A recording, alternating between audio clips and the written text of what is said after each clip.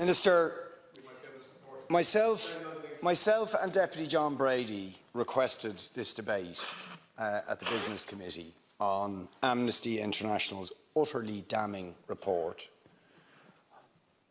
that Israel is a state that is operating a system of apartheid, and in doing so are committing crimes against humanity, and call for sanctions to ensure that that system, that inhumane and inhuman system, is dismantled.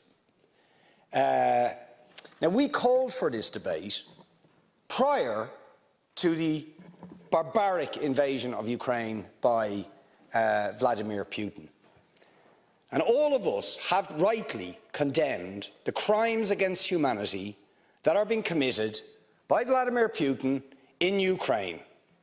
And the government has moved instantly, within 5 days, to sanction Putin's regime and take urgent action.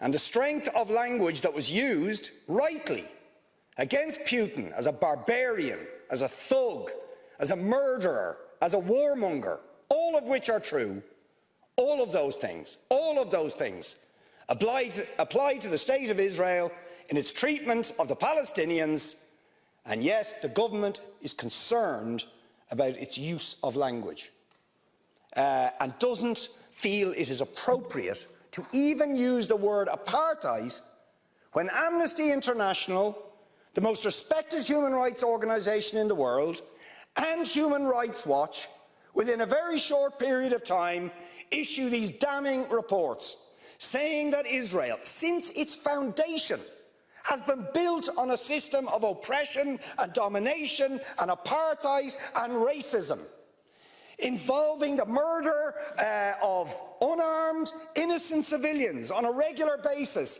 arbitrary detention and imprisonment, land annexations, the displacement of people, the denial of basic fundamental rights to 6 million Palestinians who are displaced outside Israel and the occupied territories, to the right to the return to their homes, to the illegal blockade of Gaza, which has left, as they say in the report, Gaza in a permanent state of humanitarian crisis, denying people access to food, to water, and treating the Arab population as a whole, the Palestinian population as a whole, as an inferior race. I mean, it doesn't get stronger than this. And yet you want to be careful about your language.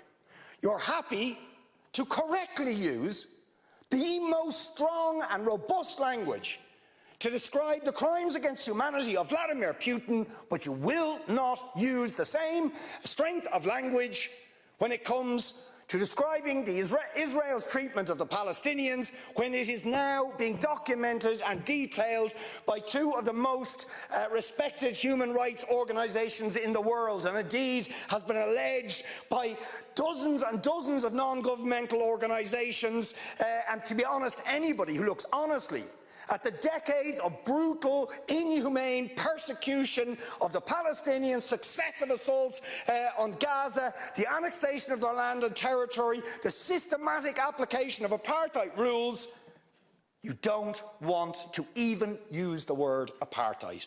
Never mind sanctions. 5 days sanctions against Putin and his thugs, 70 years of oppression by the Palestinians, and it wouldn't be, what was the word you used?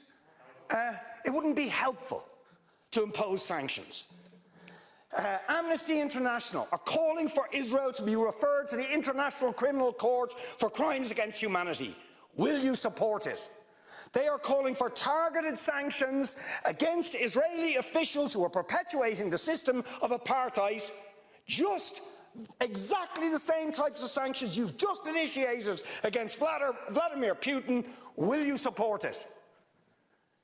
And I think the answer is clearly you're not going to.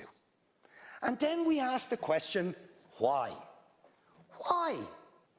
Now, you see, if you're going to have moral standards, those standards have to be consistent. Otherwise, they are not standards at all. They are just cynicism. And of course, we all know the reason that the standards are not consistent is because to call out the apartheid state of Israel would be to run foul of the concerns of certain states that are now presenting themselves as defenders of democracy and so on, such as the United States, the UK, Germany and other powers, whose relationship with Israel, supporting it and backing it, means that the European Union's moral credentials are bankrupted.